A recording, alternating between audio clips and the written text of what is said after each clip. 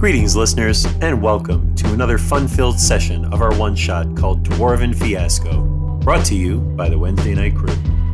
High in their cliff-faced temples, the Dwarven sages watched the plague roll in from the west. They pooled their resources to defend the Dwarven lands. Just as their great ritual was coming to an end, stray light from a distant star streamed in through the mighty pillars and pierced their magic circle. The dwarves, secluded behind their walls and cleft, survived the plague, even as it devastated the dwarven population of the northern reaches of the Vale. Few sages not in the temple lost their connection to the powers that helped them create and heal. Guilt drove the dwarven elders to set down their tools, while lassitude set in amongst the young. The production of weapons and arms in clefts ceased, though a noisy, steam-belching device made it seem as if the dwarves were still working. Our adventurers are there to get to the bottom of things and remove any existential threats that exist. It's been a challenge so far, so let's listen in to see what happens next. Okay. Do you see the library and elemental research map? We do. Yes. I believe that's where we left off last week. There's water on the floor. You defeated a corrupted water elemental. You befriended an imprisoned rock elemental, and you you had him beat a flying carpet into submission. There's still like 6 inches of water on the floor, and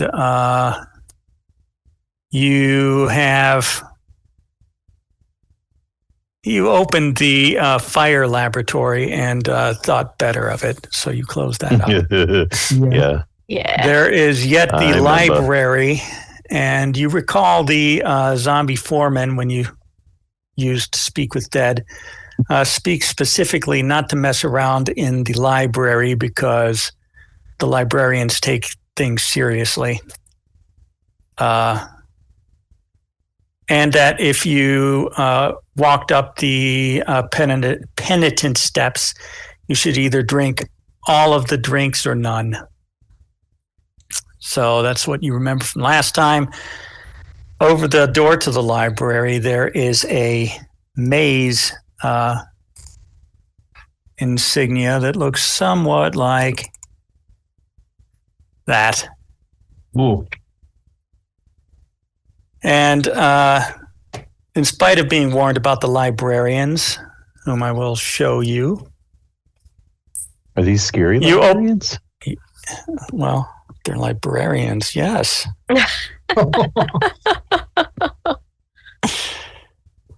Okay, let me get a picture of this guy.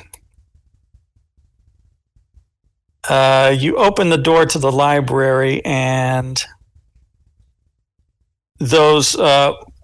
the library looks much like that maze. There are stacks of books, shelves of books everywhere.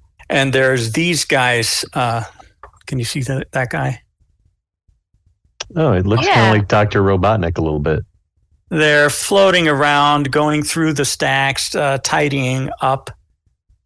Apparently, Hayfrick was there doing research, and they're putting the books back. But you open the door, and the water, slides into the library. As you follow with it, Walter's vial of never-ending water is spritzing out behind him, getting everything wet, and the librarians go ape shit, and they attack you. 12 in all. What? They're Are they ethereal looking? Yes. They have some special abilities. One is Intimidate, which causes you to you have to flee before them for 2 rounds, during which you cannot speak. So your spells are likely useless. There's at least 2 librarians on each of you, driving you in different directions, getting you lost in the maze, beating on you until you're unconscious. Oh. Oof. And then you wake up, and you are in an isolation chamber. Everybody make me a will save. I guess we're too loud in that library. What does a will save translate to? Wisdom. Got it. Well, if you're close to me, you get to boost up your roll by 3. But if you are specifically me, you have critically failed. And oh no! I'm definitely gonna be next to Haladin. Okay. Because it's in my best interest. I mean, even boosted, it's an 11 for me. Yeah, I'm on a 12. 11, 12. Does your boost help a 1? How many dice? Damn, guys. Okay. I got a 17. Nice. Very nice. Guess I got to carry the team. Okay, Strick got a 1. Who's the next lowest? I also got a 1. Well, this is completely dark. You humans can't see. The dwarves probably can. The walls are roughly hewn, and it's really echoey. And so, the second lowest will save cannot help but saying "echo," which bounces around, and you, who got the 1. You start singing "Row, row, row your boat," but wow, Harry, bouncing. Join in with me here. I'll do this, and you do the reverb, and then we start getting in unison. As unison as you want to get, the echoes not cooperating, and it just like devolves into cacophony rather than a splendid round. Eventually you all like shut up. I jam a towel in Haladin's mouth to some. To be fair though, I at one point for at least a second I hit a really nice delayed drum beat on my hand drum, because since I rolled a 17 I would have at least figured out how to make the echo work in my favor, but then realizing that I was making noise I would stop. Okay. Sorry, I can't help it. Right now, you are in the isolation chamber where bad people go to like think about what they've done. It is safe here, and you may all have your long rest to get all your spell slots back, because our next fight is going to be Afric. The death of us all. Yes. Noted. You remember the zombie foreman saying that there is a knob on the northern wall that would open the chamber door. So after your long rest, you do your search. It's a DC 22, but you know that it's there, and you're all like in concert, just trying to find this knob to like unlatch the door, and somebody eventually finds it. You are out. You have all your spell slots back. As long as you don't decide to open the fire lab again, I think we can progress to our next level, up the steps of the penitent. Yeah. Let's do it. All right, let me read the description. That is to the north there. You can see, let me get rid of this map of the maze, since we're not actually going to have that fight. It's already happened. We had it and lost. We had it and lost. Boy, we barely got out of there. I would have made you guys make an insight check or a perception to see that they were doing non-lethal damage, and maybe you wouldn't have been so... But again, I don't know if I can stretch this out to 2 sessions. All right, in the entry hall, 2 rows of 2-foot diameter pillars at 10-foot intervals. Soft orange light suffuses the chamber. It's like just kind of dancing around and like lightly illuminating everything. 12-foot ceilings feel diminutive after the heights of everywhere else. A narrow set of double doors opens invitingly at the far end. So I guess they're swinging doors. They could be Star Trek doors and open sideways. They are neat looking doors. Inviting, if I do say myself. Beyond the doors that open are the 333 steps of the penitent to the temple above. The stairs are scalloped from centuries of use. Wait, I'm sorry, 300 steps at a 30-degree angle? Is that what you said? 333 steps. Oh, 333 steps. No math is required. Thank you. I'm like, those are steep. I mean, We could defer to... I've been leading the way so far for the most part. I guess I don't mind going, even though my character is not smart enough to be afraid of this, even though it sounds like he probably should be, but I'll start walking. Well, Terry, you want to take the lead? Unless going up these steps is incredibly loud with Terry. Yeah, it probably is. What did we decide? He weighed at least 1 ton, maybe 3. Yeah. We could send Terry up, but he's going to make a ruckus. But I think we know what we're going. So. Yeah, I mean, I can't sneak anyway. So what? Who cares? So he knows Strick, we're coming. He's been taunting us this whole time. Yeah. You're sure he knows you're coming? Yeah. Strick, what does Let him Terry's know. voice sound like? It's rocky. It's grumbly. It's well, okay then.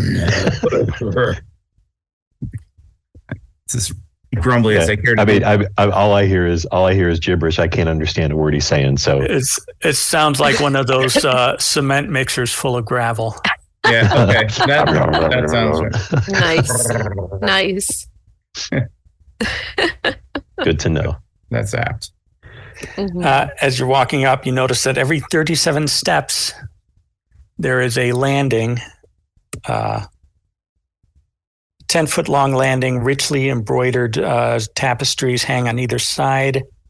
It says the line work of the tapestries grows increasingly fuzzy, eventually exhibiting double and triple lines as the stairs continue. So I guess they're pretty intricate patterns, or maybe no patterns at all. Maybe it's psychedelic. Maybe you're all like tripping at this point. So, Farah? How small is Farah? Like, Not tiny, just small. like how many feet? So like 3 feet or so. Yeah. Because I'm wondering, since you can fly, does it make sense for you to fly ahead and sort of scout out things? I could. As, I don't know, just to see, because then you can always fly back and hopefully not get screwed. Right. Not be noisy. Right. Mhm. Right. I don't know. Just a thought. Just putting that out there.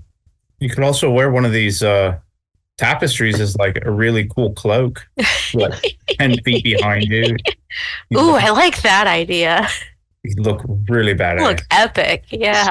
Strick, I think that's going to give her some drag in the air, though. Ooh, you're right. But the Well, as you're trying to pull down one of these tapestries, you notice that there is an alcove behind it. Ooh.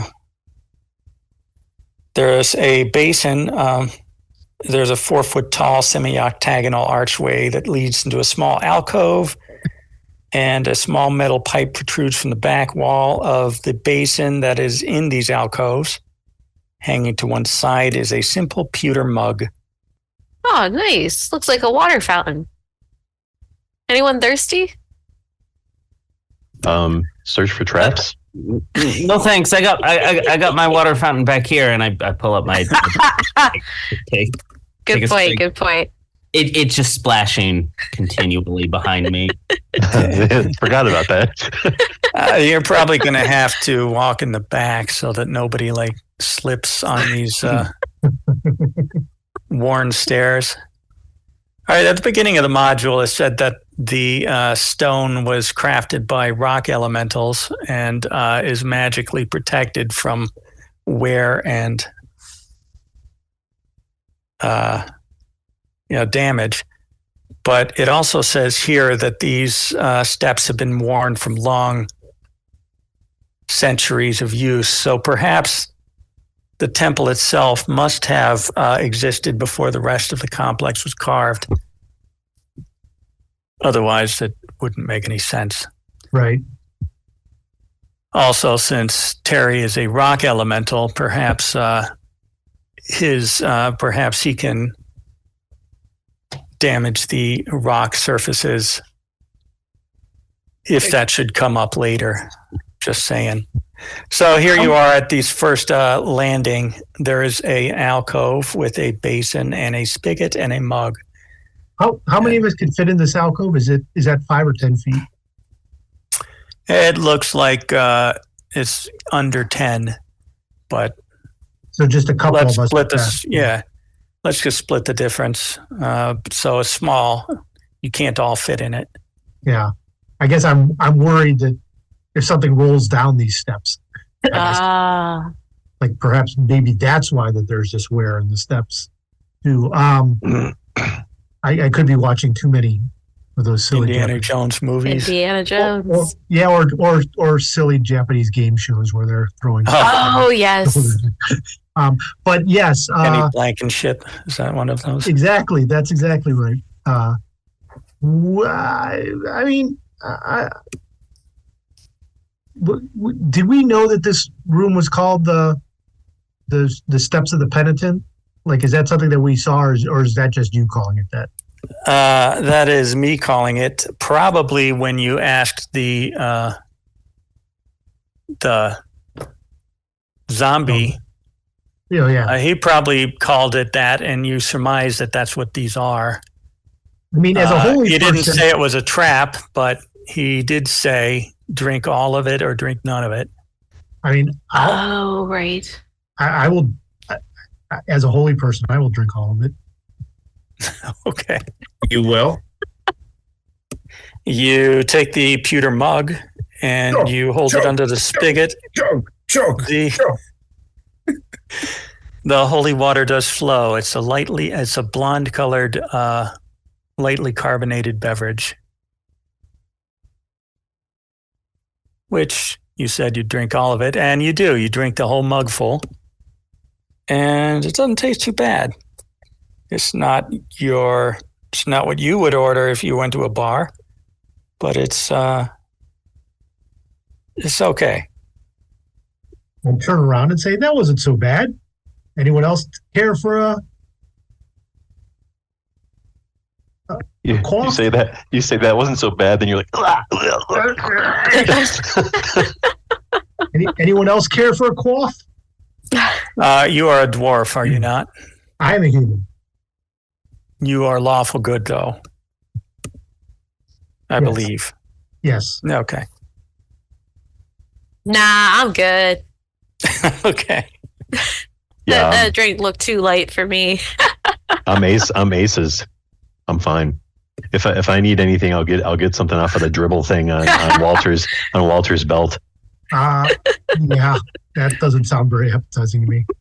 Well, it looked pretty good. I mean, it's been flowing for a while. It has to have purged whatever was like old and hanging out in there. It's got to be new stuff, right?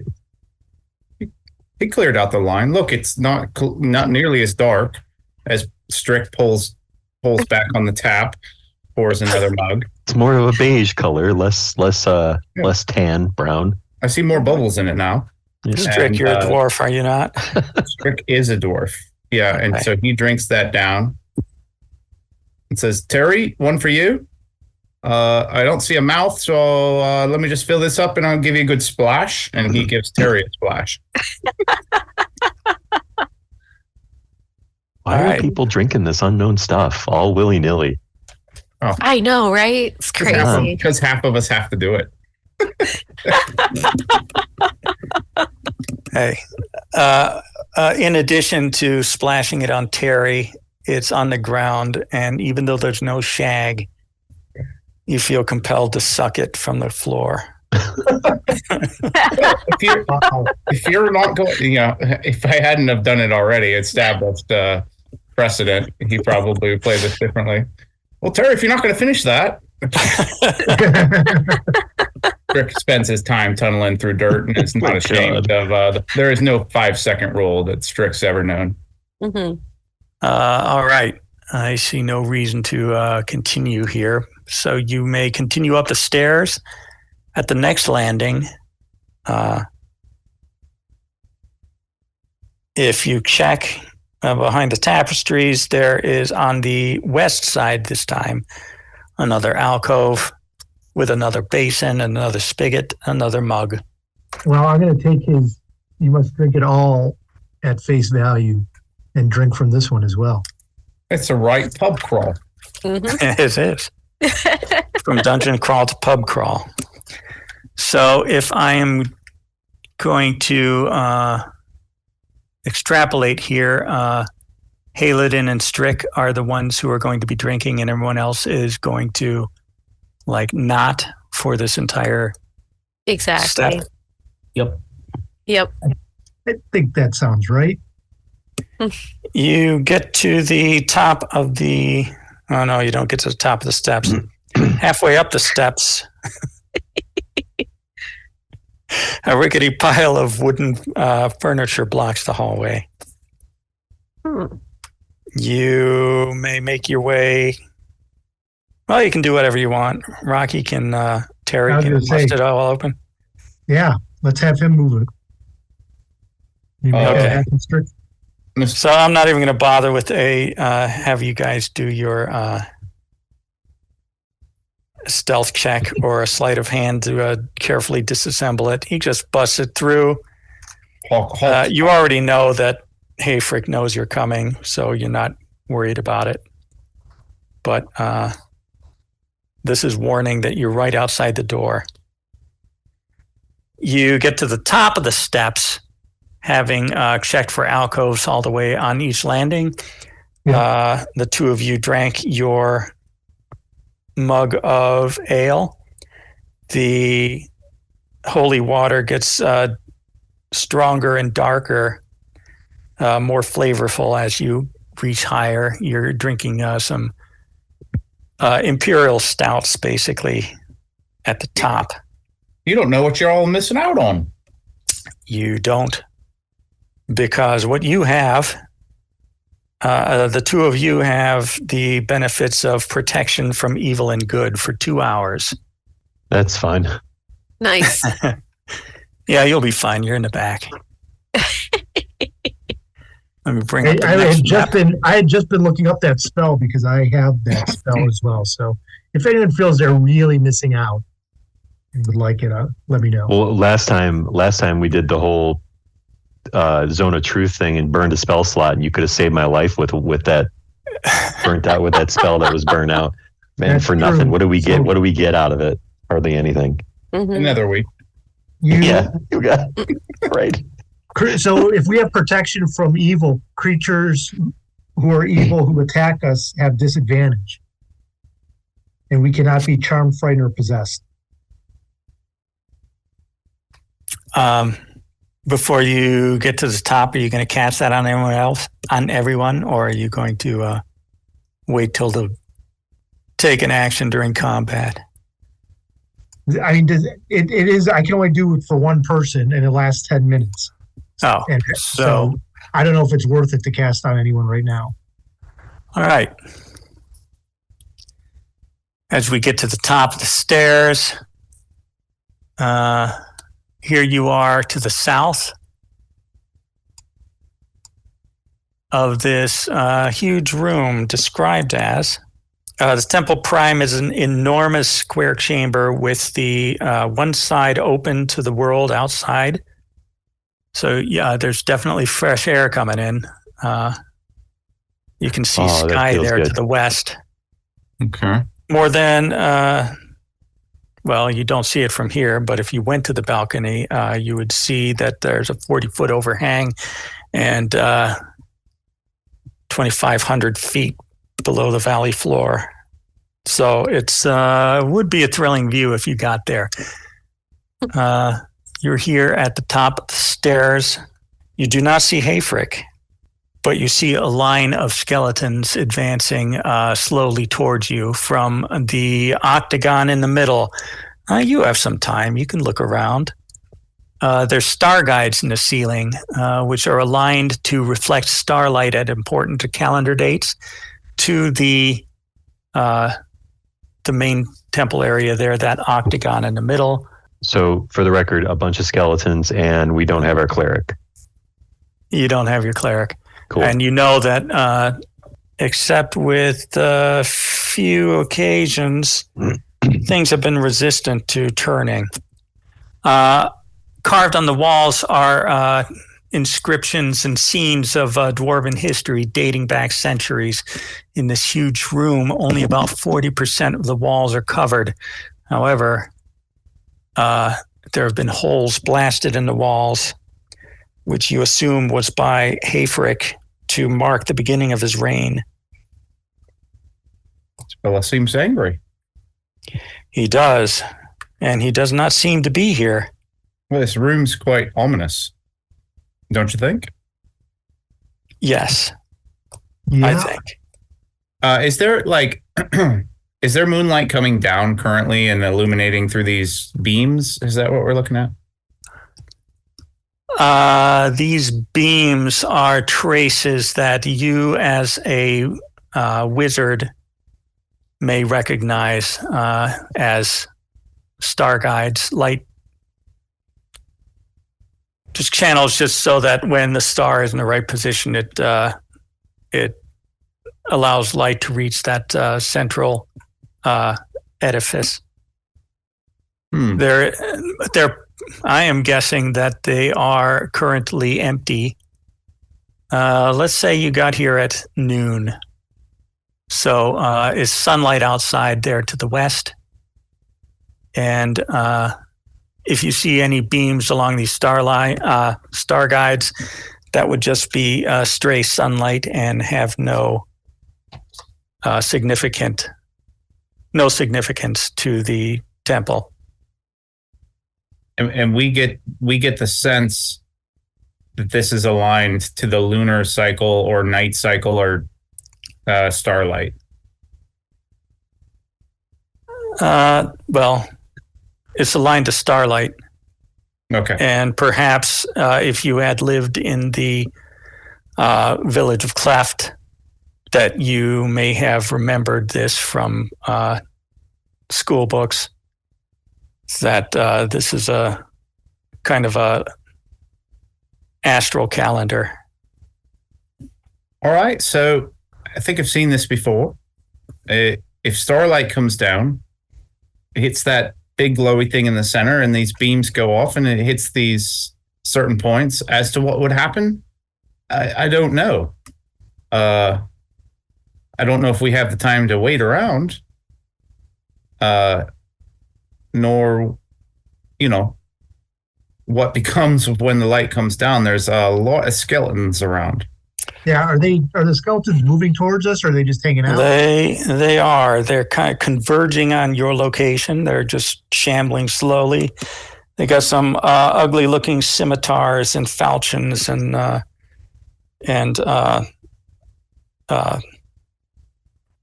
picks, and just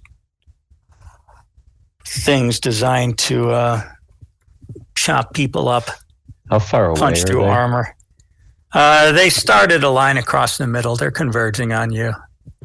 So they're in a line, marching towards us. Are they in a cluster? What's the formation specifically?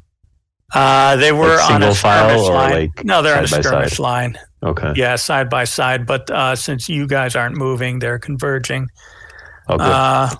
You see a giant troll skeleton come from the north there, where it says to mausoleum. All you see is a low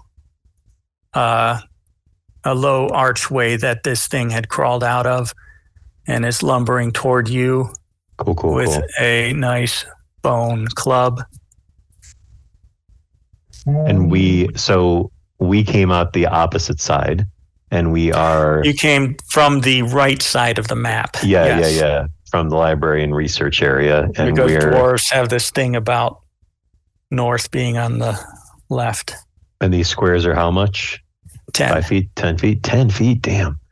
So that is gigantic. So This that is the troll largest room skeleton you've guy been in. is way far away. Yeah. Okay. And then we've got a cluster of skeletons, and how close are they? Are they within 60 feet or not? How much time? Well, not yet. But if you're holding an action until then, you notice I haven't started initiative yet. Yeah. Just haven't you decide what you want to do? I'm looking at this out of the guys. They're coming, and then there's something even bigger behind them. Yeah. I know that sometimes the turning worked and sometimes it didn't. Why don't we think it worked all the time? Because maybe I can turn some of these skeletons when they get closer. Does anyone remember? Now that our cleric's not here. I think it's a more matter of a roll, isn't it? I don't know how turning undead works.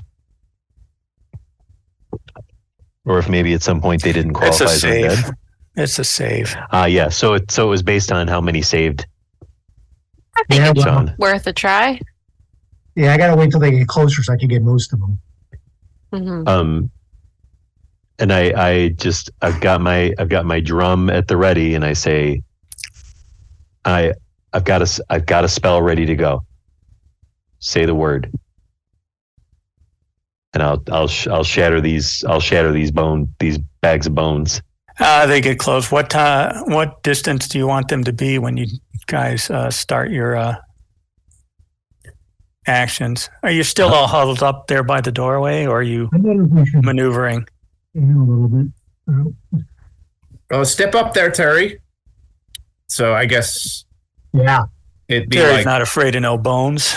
Yeah, it's crunching time, my friend. Which one of you is carrying the carpet? I think Terry. Okay. Terry? Okay, so you're not currently wearing it as a cloak. All right. Oh, the carpet? No. It's tied up. He's got it tied up. It's still struggling under his arm. Wait, the carpet that I've been... Not the... Did my character carry a carpet, or are you talking about the tapestry on the wall? No, this carpet was from the air lab. It was the magic carpet. Yeah, so he's still holding on to that. Okay, this could get sticky. He is too heavy for the carpet to have any of, hope. All right, Terry, when we say go, you whip that thing at those skeletons, and let's hope for the best. But after that, it's crunching time. And I would assume we're in some sort of triangle formation with Terry in the front. Yeah. Okay. Yeah, so out of game question, how long does turn undead last? Like when you turn them, how long does it last for? 1 minute or until it takes damage. Okay, so it's just a way to hold off. It's to control the battlefield. Yeah. No, it does have turn them around. Yeah. You guys are high enough in level that it's actually destroy undead. Oh. And so if they're under a certain challenge rating, they're just outright dispelled. Nice. If they're under that challenge rating. I don't know if I as a paladin have that. Oh. Oh. I think that's a cleric thing. Well, that sounds right. He's nice. It was nice knowing you guys. Okay. Did you attempt that, or are you guys still talking as they're approaching? I can't. They have to be within 30 feet for that to work. So I can have them get in 30 feet. We'll have to be ready to go at that point. Wait, go ahead. Can I here's my thing. I would prefer to do my thing before you turn them, because then if I do my thing, they could take damage and then you could still turn them away after that. Yep. You know what I'm saying? So then they're weaker. Yeah. Yeah. Because mine's within 60 feet. Yeah.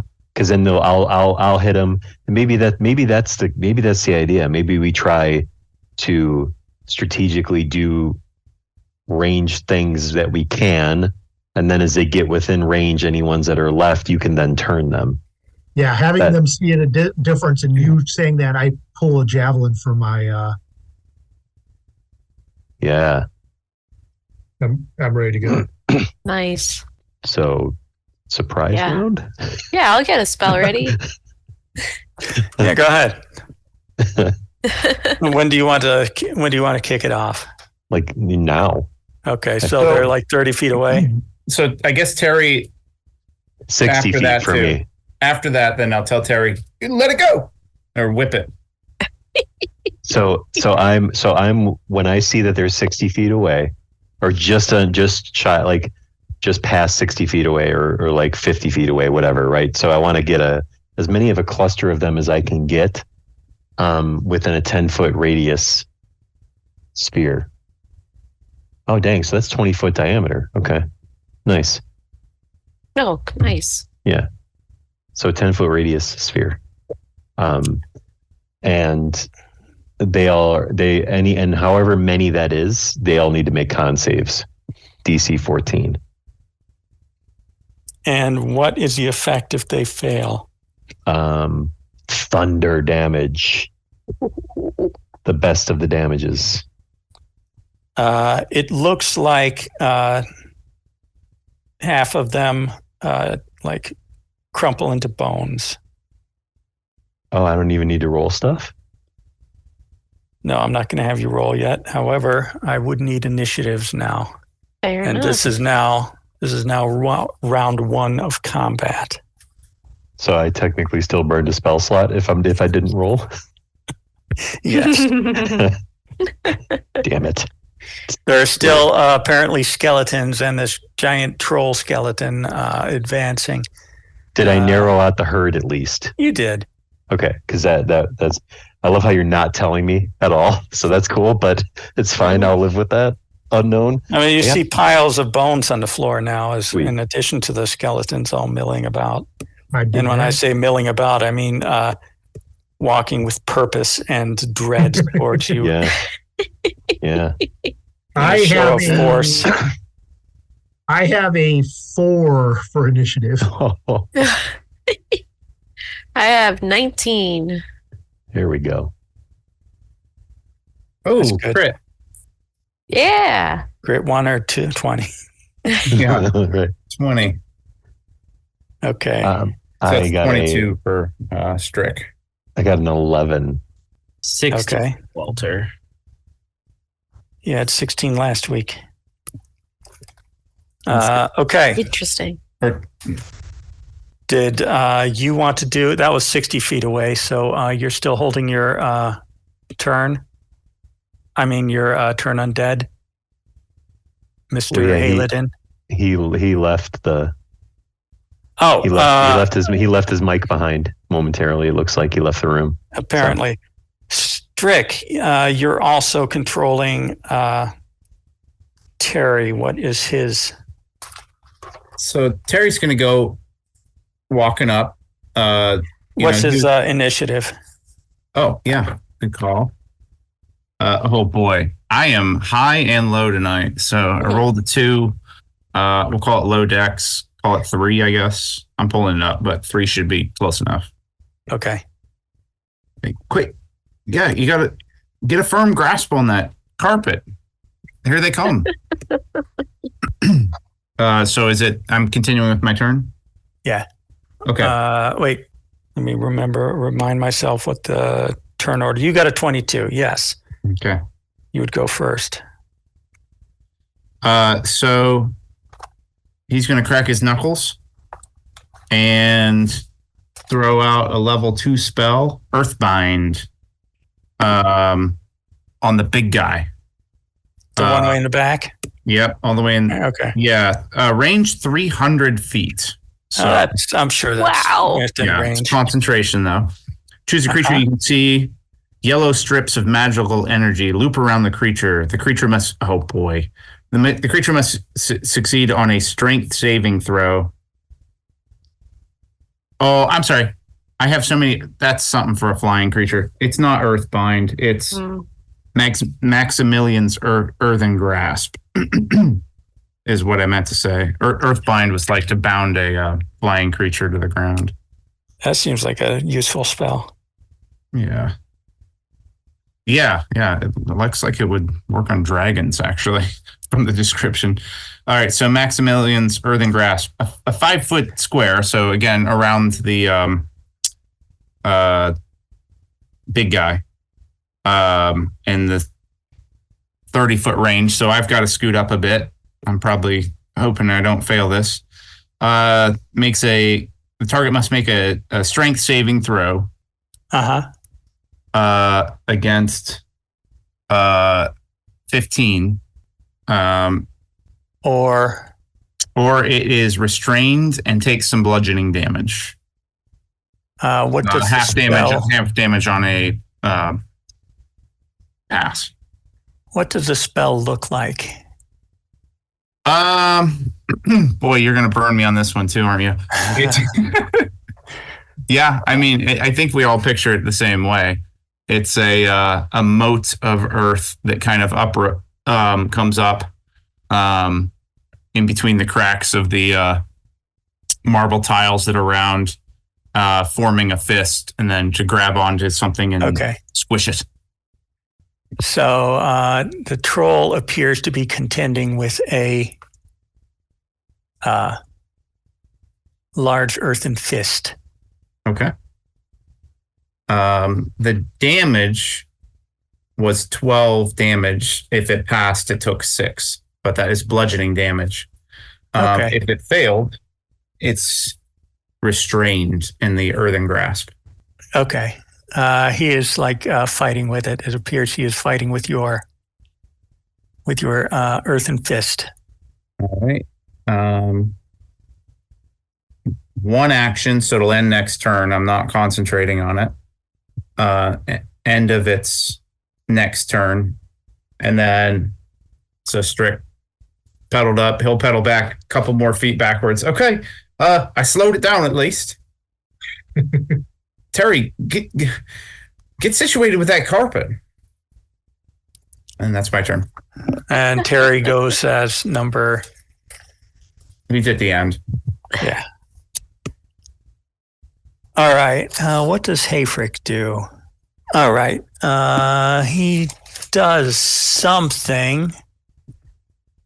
And you actually see him there in the middle while he does something. So he is now revealed. I got to look up this spell, what it actually does. I'm sorry. Feel free to edit all the silence out. You guys seeing that other dwarf? Am I the only one seeing that? Am I drunk? Was that beer? You do see him. He's got like white hair and pale blue skin. Ooh. He's armed with a large hammer, and that's not code. Okay.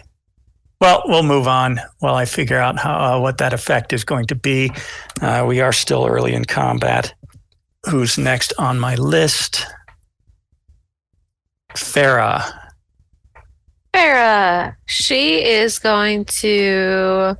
She's just concentrating on those skeletons, the ones that are still coming. And she's going to do a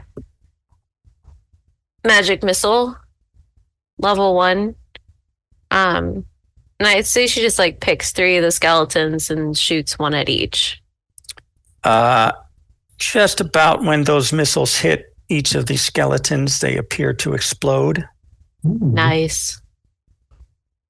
You guys are knocking them down tonight. Okay. There's plenty where that came from. There's like 50 left. Well, that's good. So after, Strick is 22, Farah was 19, Walter is 16. So Walter's next. So Walter is going to begin raging, and he is just going to bum rush the skeletons, and he pulls off his great axe and just yells as he charges into battle, and it's just like, this is what I've been waiting for. Great axe is not magical? Not magic. Okay. We're going to try this one first. A natural 20 on the first one. Ooh. Yeah, and that's going to be... Your axe just goes right through him. It's a ridiculous amount of damage. It does a ridiculous amount of damage. He appears to be pulverized. And then I get a... Go ahead and make an intelligence check. Intelligence. Okay, let me. Intelligence check. Oh. Just straight intelligence. 15, actually. You're not sure, but you might think that was easier than it should have been. It definitely felt easy, but it was a great swipe. And then he takes. I can't argue with that, really. He gets a backswing too, and he's just gonna backswing and slam another one. He's just up in the fray here. Oh yeah, that's like a 26 to hit. Yep. For what? 14 non-magical slashing damage. Yeah, that also you chop that one in half. You appear to chop them in half, and the two pieces fall. That Again, hit the that wall. seemed pretty easy. I just shout back, this really doesn't feel like it's all that difficult, y'all. This is just I think these things would fall down in a stiff breeze. Does anyone have like wall of wind or something? That sounds interesting. Who's next? Rosemary, then Halidin, then Terry. Okay, so what do we have? What do we have? What's left in front of me? Still a whole bunch of skellies milling around. Okay. Now there you have Terry and Walter interspersed with them. Okay. That's unfortunate for them. Unless I can I get to a chunk of them? Yeah, there's still like a lot. Yeah. Okay. So I'm gonna move up and over. So I'm like attacking like a different chunk of them.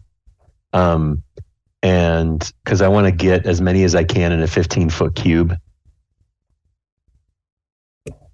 Around me. 15-foot cube. Yeah, let's say you can get 10 of them. Sweet. And I'm just gonna cast. Yeah, I'm gonna cast Thunder Wave. And that's a con save. Sure. And if they failed, what would you expect to happen? It's thunder damage. Okay. Would they get like blown back or anything, or just shaken they would, apart? And it would be thunder damage and pushed 10 feet away if they fail. You see this whole bunch like get pushed 10 feet back and it's get 13. killed.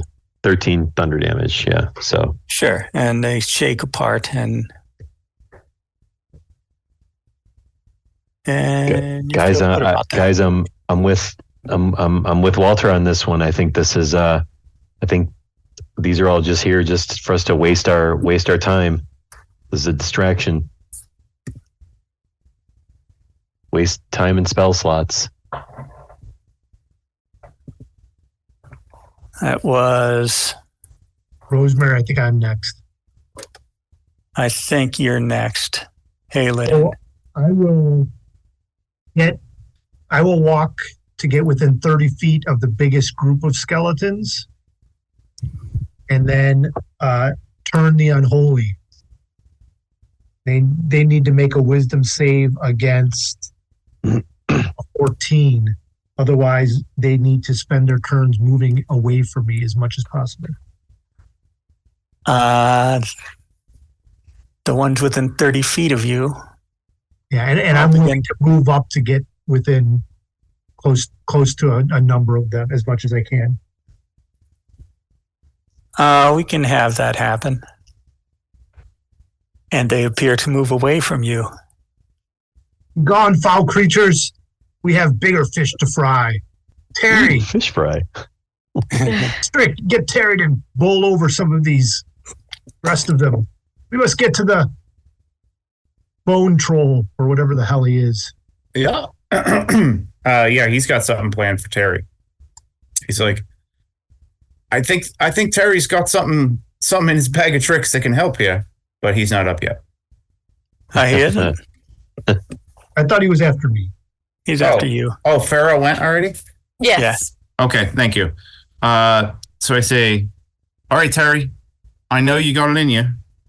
Run in after him. So Terry's going to run. He was already pretty forward. What he's hoping is he can get really up in the thick of it around the Minotaur demon, or the Minotaur skeleton guy.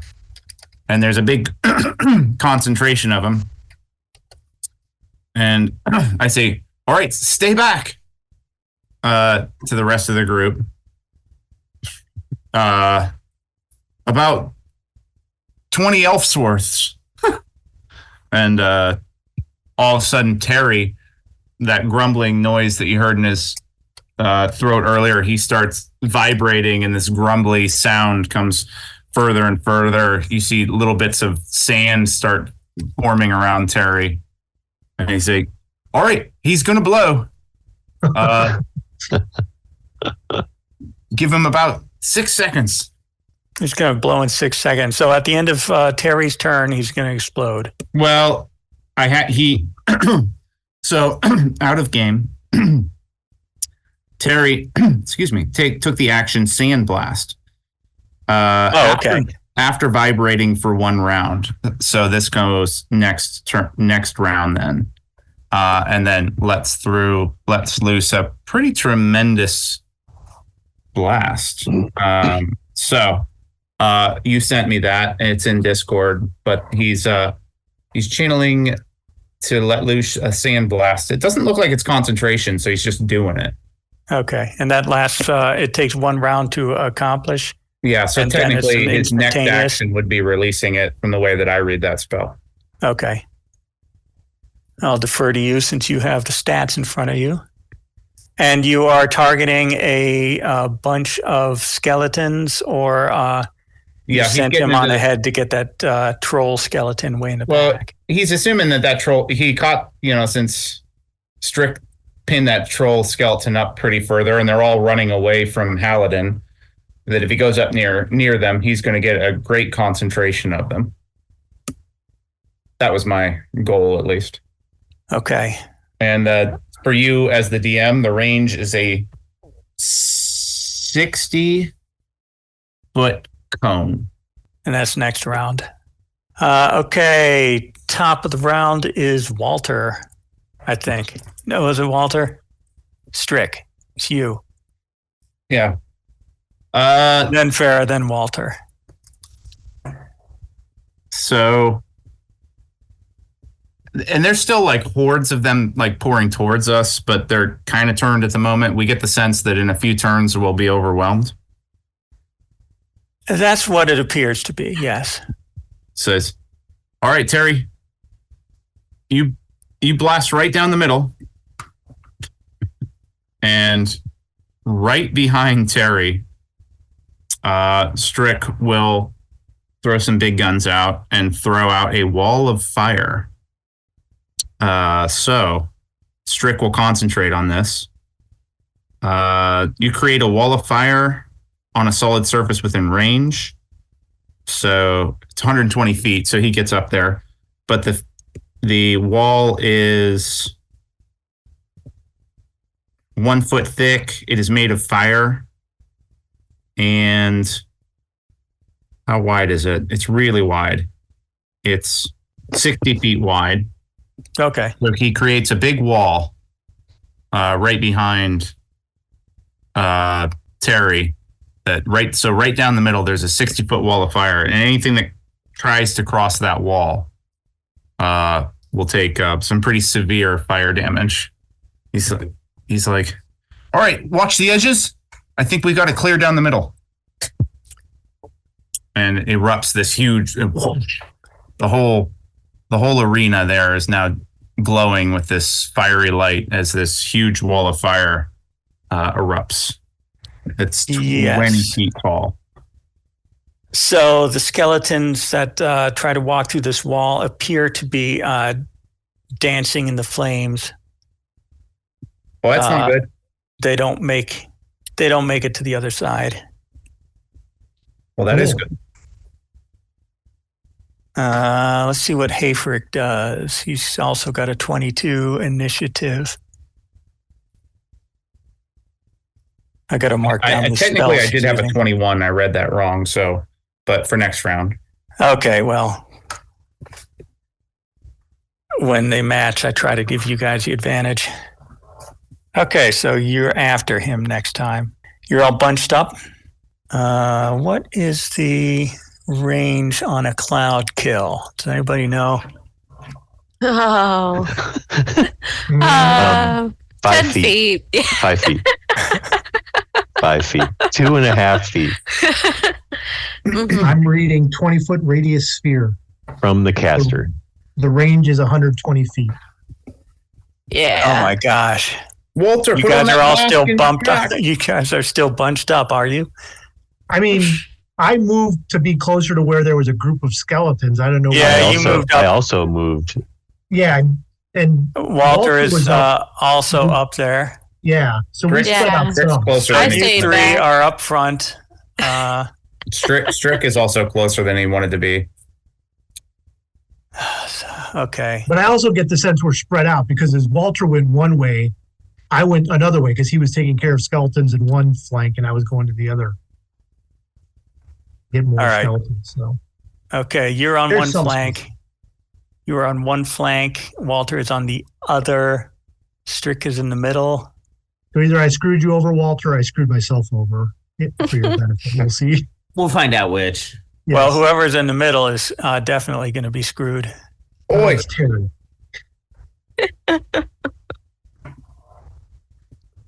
All right. Well, we'll just cast Cloud Kill on whoever's near this, which I'm assuming is like the center of your front, this star-shaped pillar. okay.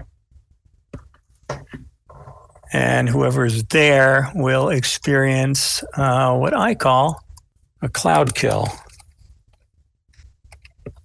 which I am looking up because I don't have that one open.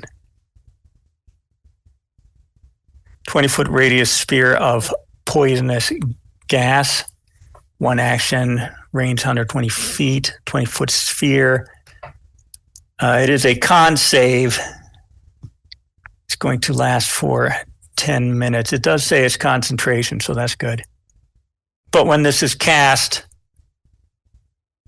all of the skeletons, except 3, disappear. Hey, Woohoo. So maybe I shouldn't have cast this right away because you guys were like wasting a lot of your spells. Yeah. What is when you enter the spell area the first time, that you must make a Constitution saving throw. Whoever is there closest to the center. I'm expecting to get at least 2 of you. Somebody volunteer. Walter was probably there. 5d8 poison damage on a failed save, half as much on a successful one. I Unless specifically moved away from Walter. I want to make that very clear. okay, I will allow whoever amongst you has read the handouts that were distributed this morning. May choose to put on the mask. We didn't know who had the wand. So I think.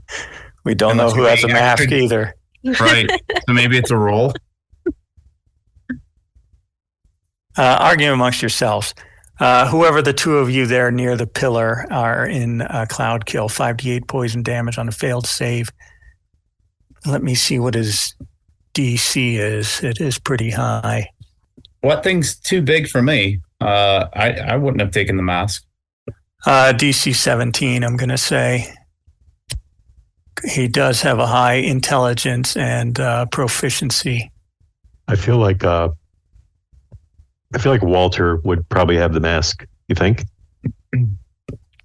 And Walter has the ever flowing water bottle out behind him.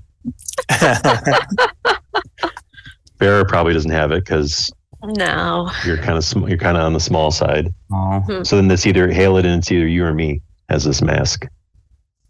You could have it. I missed all that this morning, so go for it. I'm putting that shit on.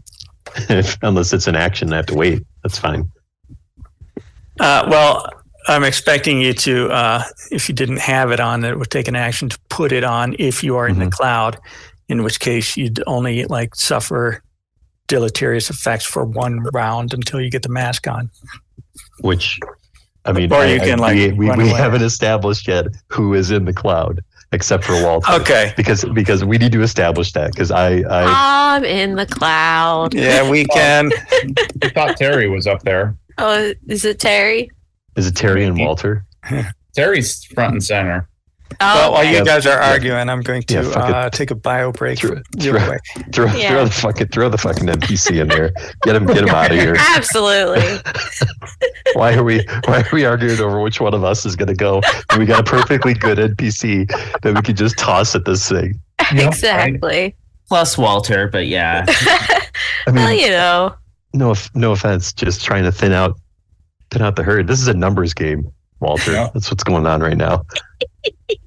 Anyway, so I don't have a mask. I'm gonna go ahead and do my con save here. Well, I mean, you should have. You could have had the mask. We could have said you had the mask. oh, he got the water bottle. You think a barbarian's gonna wear a mask? No. We had a horn. Walter, look at those bitchin' horns on the side. Pretty great. Well, this way you can run through it because I'm gonna end up charging out of it on my turn. I think. Yeah, you'll be fine.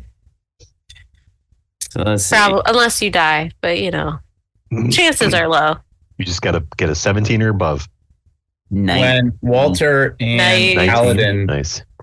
what are kind of towards the edges of the firewall there, you notice as there's a little impression that maybe just maybe because of a certain background or school that he took, that Strick can control the wall and you can pass Ooh. unimpeded. Oh, Yeah. that's cool. I'll buy that for $1. Yeah. So he's got like I think it's called spell sculpting or something like that. When he casts a spell from his school, he can choose that it not affect friendly creatures. Nice. That's awesome. Pretty spiffy. Yeah, super useful for those future fireball encounters, by the way. No. Ooh. Yeah, this is gonna be bad. So wait. So is the troll skeleton? Is that the Yeah, it hasn't taken any the bad guy? Is that the BB? No, I we think got there's the big bad another. and the troll There's another skeleton. son and of a 3 bitch. remaining Yeah. regular skeletons. Yeah. He's like, what's Hayfrick gonna do? So we haven't even seen this dude yet. He's I think He's in the like middle somewhere in the casting center. spells. Yeah. He was yeah. I need to be a more active listener. Sometimes. Just saying. Oh man. And if shit hits the fan, we still have this bent serving platter, Exactly. right? That could be used to redirect light. Oh my goodness. It's the key to this puzzle. It is the key to the puzzle.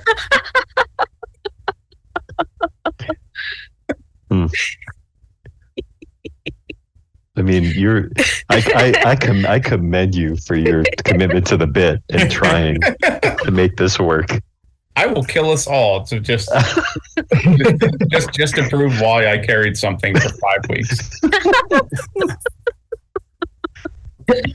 Oh my god. All right, so that was Cloud Kill. You guys decided which one to use our It's the Walter unfortunate and ones. yeah, it's Walter and Rocco. Thank you very much. That was a great name. Okay. Come on, Terry. It's Walter and Terry. And Okay. Walter got a 19 on his con save. Terry, not so well. Okay. 11. Okay. Well, I just had it up. How many D8s of Cloud Kill's necrotic, right? poison damage. So I'm not even sure that a rock elemental would take poison damage. I looked. He has it's not even on there. much less immunities than you'd think. All right. 5d8. Non-magical stuff doesn't do shit to him. Well, if it's a melee, but yeah. Yeah. Right. All right. 5d8. That's only 15 points of poison damage. Full, so half is 7? That's not Yeah. bad. Yeah, but it's like gonna follow you around. It's gonna follow whoever's not Terry. You know. Why are we singing "Never Gonna Give You Up" lyrics? Never gonna give Because you up. I had that on the wrong page. But since you guys are likely not to survive, had you survived, the bard down below would have been magically resurrected and would have like come up to thank you and sing like he used to when he had a tongue. Nice. And we would have gone into a nice rickroll for the Patreon members, but I'm not sure you're going to survive. I mean, we haven't seen the big bad yet. So. Yeah. Oh, you have. He's Yeah. actually when he cast Cloud Kill, his illusion was dispelled. Oh, okay. Cool. So I should have like had the illusion keep going. But there are far fewer. There are like 3 skeletons instead of hundreds. And you see from the, again, astute viewers can see across this entire temple space, another dwarf, angry-looking dwarf, enters the space from the archway to the mausoleum. But, he's way on the other side. I'm sure it doesn't matter. Whose turn did we leave off on? That was Hayfrick's Cloud Kill, and then we went to... Because Strick went. Right? Yeah. Yep. Farah would be next. Okay. You are in the Cloud Kill, I believe. No, you decided that it was Terry. Right. So you are doing your thing. So I would like to go around the Cloud Kill and attack one of the remaining skeletons with my butcher's knife. Can I get within melee range? How fast do you fly? Oh shoot. Because I've already established, I'm guessing 30. that this pillar is like the center of your formation. Mm-hmm. Each of these things is 10 feet. So if you do spread out, again, you may not be in an area of effect range, but you also cannot support each other. Right. The Hayfrick is here in the center, and he cast, he raised dead, so that the idea was that there would be actual skeletons amongst the illusions once you start ignoring them. I kind of screwed that up, but there are 3 actual skeletons, and you've already used up your turn undead. Right. Yep. Which was my nefarious plan. So then I think I want to dash. I want to get closer to because I think I'm still way back there. So I think I'll just use my movement and then dash to try to get around the Cloud Kill and come in from the sides. They should catch up to you next round then. Okay. Sounds good. And then we can all have fun together.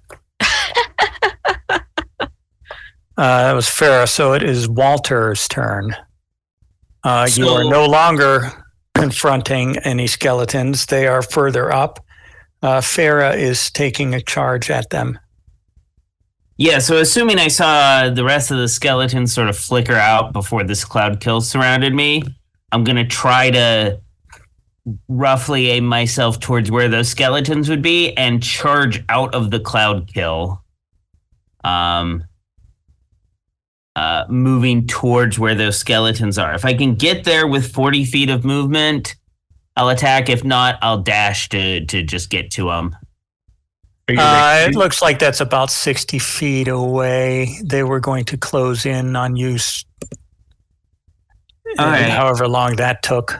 When you're raging, don't you get a little more movement? No, I do not. Each of these, if I'm counting correctly, each of these pillars looks to be like 60 feet apart. That gives us some scale on the battlefield. Okay. Then he'll just move the 40 feet towards them and take the dodge action there. He'll stop raging. But okay. I was going to ask but if you're going to stop, then it doesn't matter what the conditions of rage are. For rage, you have to either be attacked or attack. So that hasn't. Well, unless you count the cloud kill. That's attacked. All right. There's that environment. I'll let you rage. Okay. Especially if the bard insults you, but you haven't established that dynamic amongst. So yeah, he'll just move 40 feet in the direction of these other skeletons and takes the dodge action and see if he gets hit or not. If he doesn't, then he'll for sure have to re-rage next turn. Let's see where they fit in. It's actually on a separate spreadsheet from my monsters spreadsheet. Is it continuing to get wet behind Walter? Splash. Yes. Of course. Yeah. You can use that thing, Walter. We just don't know how. If somebody can let me know what the words are, we can have a fire hose. Right now, it's more of a trickle. Just come up with two yourself. Strick had read sweet bush, sugar bush. Sugar bush. So just pick two others that are in the oeuvre of sugar bush, and that's a sweet girl for the other two command words. Just be aware that that's a sweet girl does not work. All right, whose turn would have been next? Rosemary. So how far am I away from that bad guy, and is he surrounded by something that protects him? He sort of is. You might have to get closer to see what that is, though. Can I get closer to see what it is without getting hit by something terrible? Well, where are you now? You guys all chose your place so that you would be not in a cloud kill, but I don't know where that is. I mean, I was, I guess, if this is if the north is to the left, then I was probably to the east of where Walter was a little bit, so I could be out of range of that cloud kill spell. So. Okay, well, your friends are all converging on the undead, 3 undead there near the pillar between Hayfrick and your starting positions. Yeah, I'm heading to the big bed and wondering if I can get, can I get within 30 feet of him within this round or no? Each of those things is 10 feet. So probably not. With a 30-foot movement, I don't think so. Okay. Just let me know where you end up. All right. Let's see. Okay. So I think that I'm going to be, it depends on how far away I am in the first place from where he is. He's by that orange thing in the middle. Yep.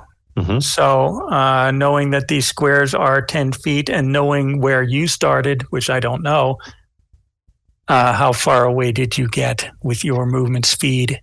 Well, I mean, I guess where were others in conjunction? Because I was probably keeping pace with them pretty much, generally. This is why I need a way to annotate this. So, like first pillar or second, probably in between the first pillar and second pillar, or closer to the first pillars. I should be using Microsoft Paint instead of whatever this is. So I feel like we're probably somewhere in between. Okay. In between that first, maybe in between the first pillar and second pillar, probably. Cloud Kill was here. Okay. And you wanted to be east of there so that you wouldn't. Correct. And Haladin wanted to be west of there so he wouldn't get in it. Yep. And Pharaoh was in the back, and she's moved up around the Cloud Kill to over here somewhere. Yep. Or over here somewhere. Yep. I'm not sure whether it was east or west. And Walter and Terry were here. Walter has moved up to there. So. Okay, so then I would be. That's where it is in my mind, but I'm just saying that wherever you were before, you can only move 30 feet, and Hayfrick is at the orange. So just like let me know. So put from me where you used to be, where you are now. I would be at pace with Walter, just further up on the map. So that when the Cloud Kill moves over Walter again, that you're not in it. Correct. Okay. So like I would probably be just above him, in between the first and second pillar. Okay. And that's where I would end up moving to. Are you in range of Hayfrick to do anything? Well, let's see. 1, 2, 3, 4, 5. No.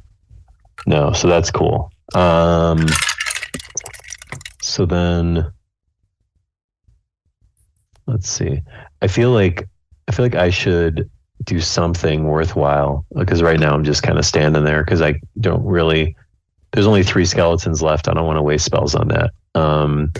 So I think I want to play support, and I'm just going to. I'm gonna slap a bardic inspiration on my man Walter. So Walter, you get a D8 for up to 10 minutes. 1 D8 that you can add to anything. Yep. All right. Ability check, attack roll, or saving throw. Well, when that Cloud Kill comes back, I know what to be doing. Yep. So that's what I do, and then that's my turn. And at least now you know where I am, and I know where I am. So next time I'm going to do stuff. Right. Mm-hmm. And so I think I'm up next. And what I would like to do, Andrew, is move up 30 feet. So I guess I'm sort of in between the second column of pillars, between the third and fourth row ish, right around. Yeah, somewhere in that area, however much the 30 feet that I could move was. Okay. And then I'm hoping that there's at least a skeleton within 30 feet of me or so. Or if not... Yeah, I'll let one of the 3 be within. I throw a javelin in. And I got a 24 to hit. Yeah, that obviously hits. And I got 5 points of damage. Or should I be cagey and say that appears to hit? That appears to hit. Like I was with the illusions. Yes. Hopefully 5 points of damage appears to happen to the skeleton. Yeah, okay. Piercing damage. And it doesn't say he's resistant to piercing, so that'll go. So we're right in thinking that the big bad is basically where the orange center pillar is, but there's still 2 troll type things coming from the far. No, the troll was. Those were also. The troll is an illusion. However, there is another thing that looks much like Hayfrick that has moved in his full 60 in that last round. And hey, are we on the 3rd round now? Because that would mean that there's another one. at the entrance to the mausoleum. Terry has to go, and he's bottom of the initiative. Yeah, so not quite. We're almost at the end of the second round. Okay. So you just established the troll that Terry was by was an illusion, and I guess got crumbled. Oh, did he get all the way across the thing to fight? I thought he was fighting skeletons. He was, but he was on the further side of the wall that I casted up, so he was he was further rather. He had run all the way across so he's on the back side here then. Yeah. So he's done. So obviously the heat, all this heat kind of kicks up from him. He's done vibrating, and that horrible raucous sound, literally raucous, that you hear about him erupts, and he is going to cast, what was it called? Sand spray, sand bolt. No, not bolt. Sandstorm. Sand blast. I'm sorry. And he's going to throw out a 60-foot cone of sand. And creatures in range may make a 15 DC deck save. If the skeleton minotaur is there, he's still kind of concentrating on that, but he's trying to get the biggest group of enemies he can because it's quite a cone. On the guys in the back, there's only one that is within that cone. Okay. The big melee, that illusory melee, was on your side of the map. Yeah. So if you send him all the way to the back, he's got a lot fewer guys. Yeah. So he kind of prepped this before we started knocking them down, thinking he was going to mow 1,000,000 down. Oh, they're all seem to be gone. Oh my gosh. 2 points of if he failed the deck save. 2 points of bludgeoning damage. Okay, well, he didn't fail. If it saved, or I'm sorry, if it failed, it's stunned, but I'm assuming it's a skeleton immune to stun. No, this is the one way to the north. There is another undead-looking dwarf like Hayfrick. Okay, so if the skeletons are over here, where everyone is converging. Walter is about here. Farah is. Again, you guys are trying to stay out of the cloud kill. Mm-hmm. What if he decides not to move it onto Walter, but onto Farah and Haladin down here? Or is it up here with Farah and Rosemary? Mm-hmm. It all depends on where Farah goes. Let's see. Let me flip a coin. I went up. Okay. East. Well, it's not his turn yet. So that happens, and then I guess that auxiliary dwarf or the add-on dwarf number 1 or number 2, I can't remember. Number 1. Number 2 is going to appear shortly. So number 1 is stunned for 1 turn. On a failed save or on a pass save? No, that was on a fail if it did. If it passed. He's not stunned. Oh, then it took 1 point of sand damage. Terry, you said that was going to be better. Okay.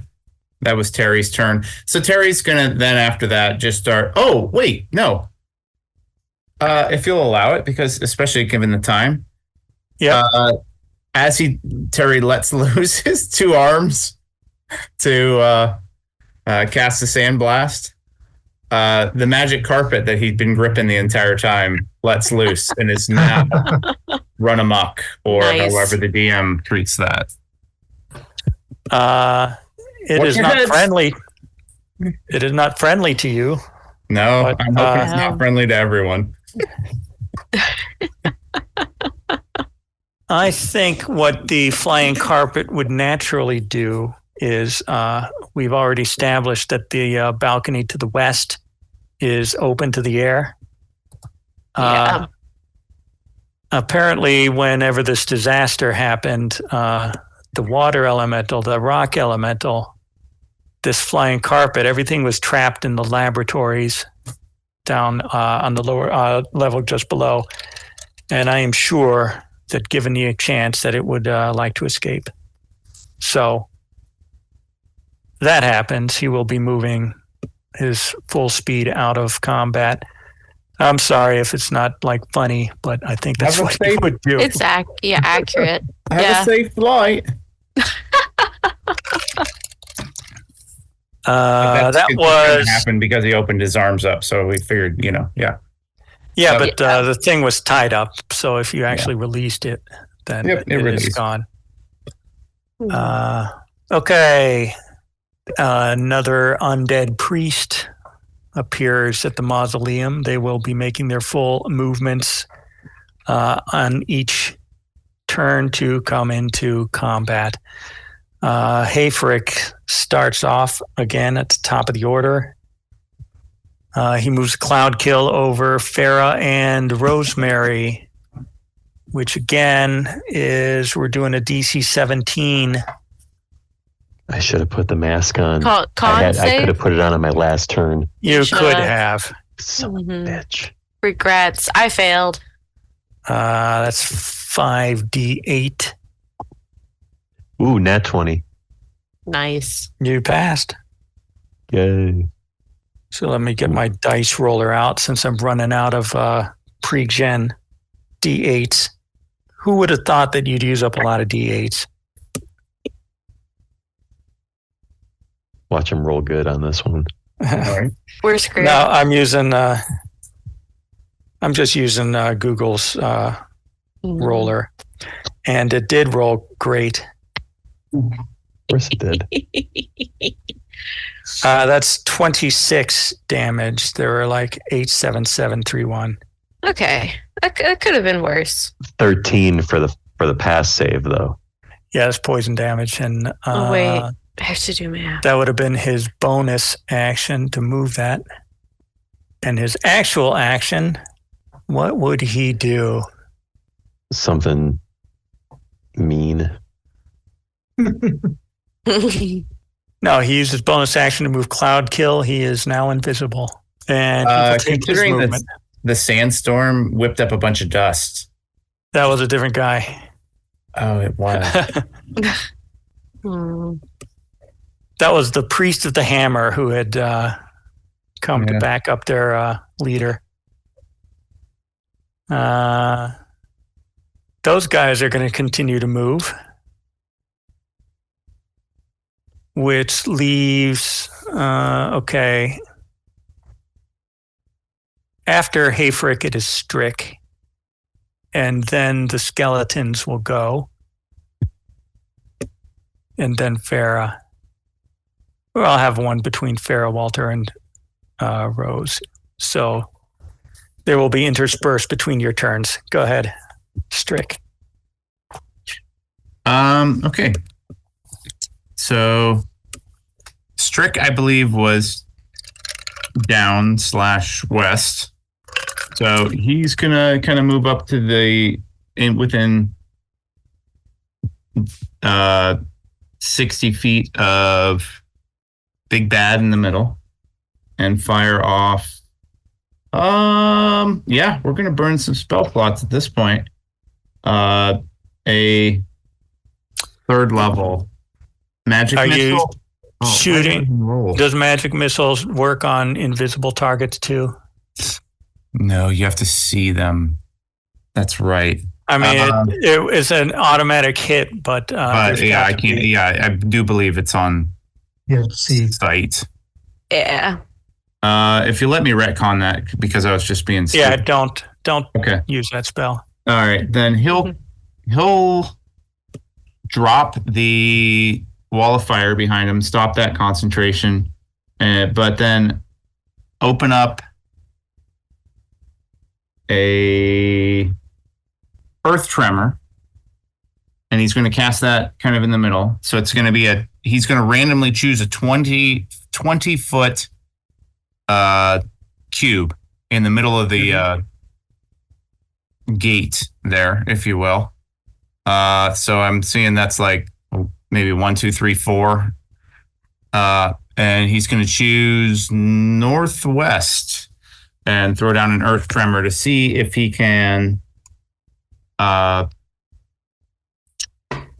target the invisible big bad, also concentrating on the earth kill. So I'll let you determine. Okay, so you threw it here? Well, damn it. Yeah, I kind of went. Don't wait, when I said northwest, I'm sorry. I meant northeast, actually, because we're flipped. Okay. Your earth tremors, but as far as you can tell, nothing happens. Oh. All right. He's not in the northeast. Yeah, he says that aloud. He's somewhere up there. And he's going to stand where he's at. Can't do anything else. Terry, start running at something. That didn't work. All right. Skelly number 1 will approach you. Walter, did you have an action ready? Dodge. No, you were dodging. Yeah. So it's so he has disadvantage to hit you? Yeah. All right. Where are all my papers? I'm using a mix of paper notes, 3 different spreadsheets, and whatever this default Windows picture viewer is to run my campaign. So there will be some dead air. Not if I have anything to say about it. All right. Okay, with disadvantage, the first one is only a 7 to hit. That's a miss. The second one is even worse. So he doesn't hit you with anything.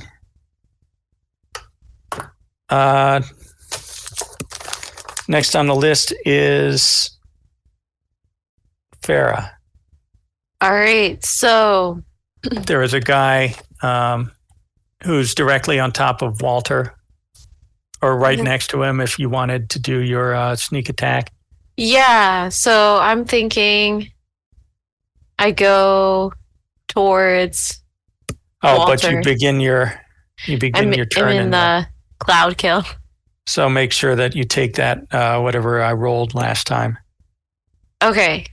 Oh no, that damage again? No, I think you only get it once. Oh, okay. It says when you start your turn in a cloud kill, so he moved it over you, and that's what you would have gotten on the start of your turn. Oh, got it. Okay, that makes sense. Okay, so I take it then. So I went the heck out of that cloud kill. So I am charging. Let's see. Down. Okay. Guessing, yeah, towards that the center row of pillars. And then if I'm not close enough to just like get there with the 30 feet of movement. I'm sure you are. Okay. The cloud kill is like a 20-foot sphere, right? So yeah. Okay, so then I will go to where you guys are just avoiding that. You're not 30 feet apart. Perfect. So I'll go to where Walter and that skeleton are, and I'm gonna attack with my butcher's knife on that skeleton. And that was a 17 to hit. That will hit. All right, Did excellent. you also do your to get that sneak attack damage? So that is a total of 19 slashing damage. Okay. I'll make a note of that. All right. Skeleton number 2 moves up and attacks you, Farah, since you are right there with Walter. Mm-hmm. You are not dodging, so... Oh. Does an 8 or a 10 hit you? Neither. Oh, good. Walter, it is your turn. All right, so Walter is gonna have to go ahead and fire off another rage. Is he? Takes a swipe at the skeleton that's right in front of him, who I think Farah just attacked, and he's still using the non-magical great axe here. That is a 18 to hit. That will hit. For 17 points of slashing damage. Okay. And then if it's still up, he's going to take a second swing at it. Yes. Second swing, same skeleton. That is a 16 to hit. That will hit. Minimum damage, though, that is 8 slashing damage. That does not kill him. All right. Another skeleton moves up since we're all now bunched up here in the middle to attack Walter. You are raging. That doesn't affect your armor class, does it? No, it does not. The first one misses with 5, but the second one, second swing is a 21. That's a hit. For 5 slashing damage. You are like resistant while you're raging? Yes. So Okay. 2 slashing damage. All right, that's not too bad. Rosemary, you had... I guess this is when you take that damage at the beginning of your turn, right? Noted. Taken. And you may put on a mask if you wish. But that's an action. Yes. So I'd rather move out of the cloud kill. Okay. And get closer to that center. So This center thing over here. yeah. Mm-hmm. So if you were up here, are you taking a full movement or just Full 30 movement. feet? Full movement. So you are already in the middle here where the star guides meet and the altar is. Oh, and that's where the bad guy is, yeah? Was. Where is he? Where is he now? Because he's He's invisible. invisible. Shit. Feel around. He's in there somewhere. He has to be. Swing your arms. Man, I swear. I don't have anything that's going to help me with that at all. This is really unfortunate. Wait, hold on. Damn. I hate it when it says that you can see within range. Come on, man.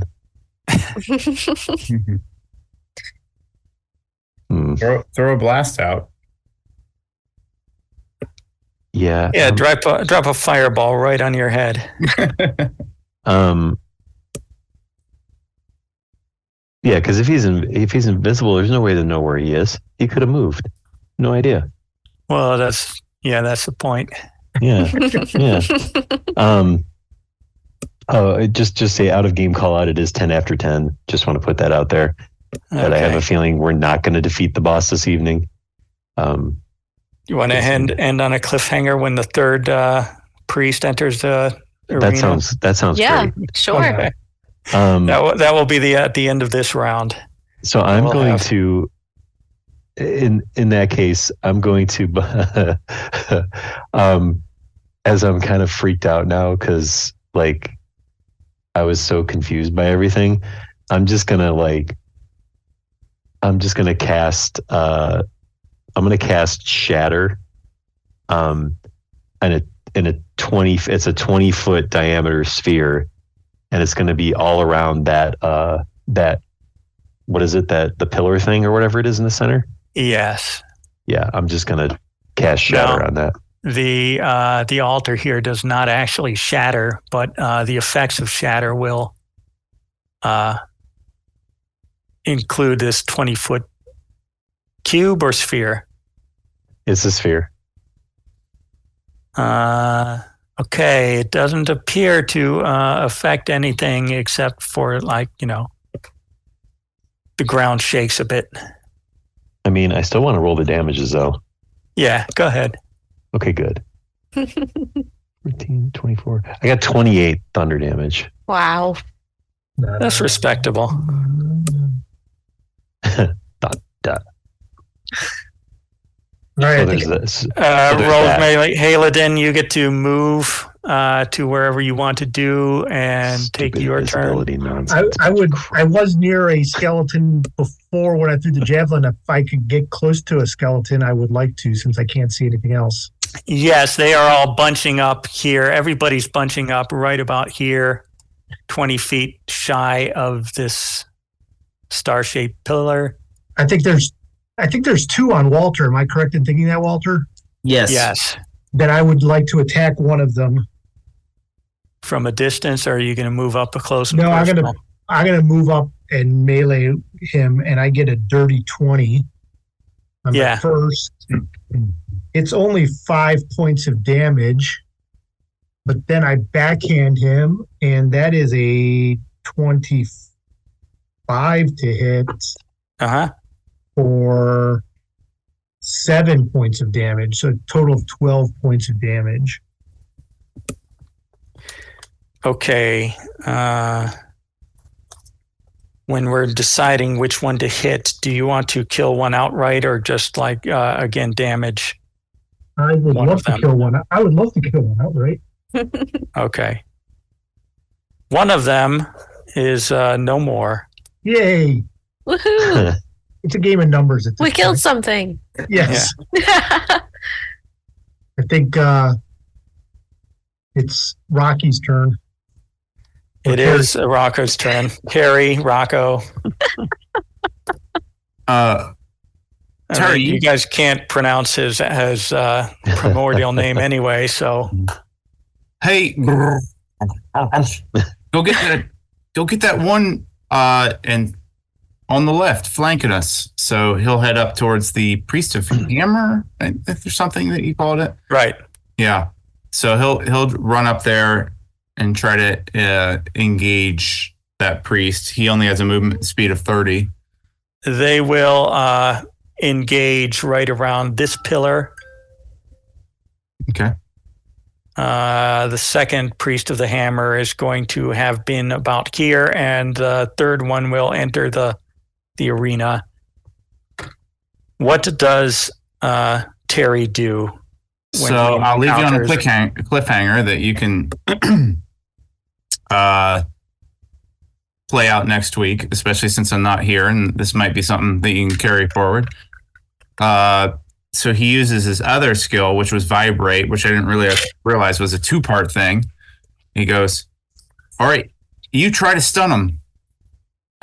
Terry starts vibrating up there, and so vibrate is a 40-foot cube or diameter around him, and they succeed. They either pass or succeed on a fail next week, and if they fail, they're stunned for 1 turn as he lets loose a tremendous grinding sound, and it echoes through the chamber. And if you'll allow it, because Strick would have been close to coming up, he takes 1 last turn and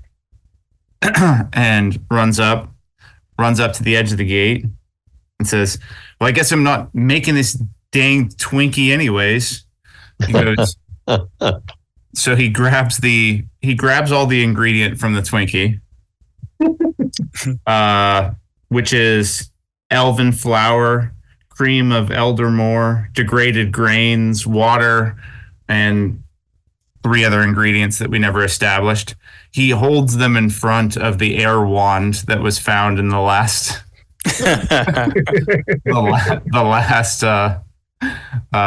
room down there with the air elemental.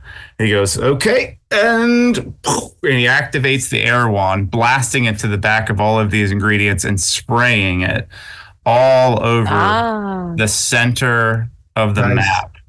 And the flour, the cream, the water, all sticks around like a big sticky goo as he blasts it everywhere around there. At the same time, the blast is so tremendous that he stumbles backwards. Whoa! And he slips, falls backwards onto his back, knocks his head down, And then he passes out. Okay. Nice. Okay. With hopes this goo sticks to things inside of there. Well, like invisible things, maybe. Perhaps? Yeah. Right.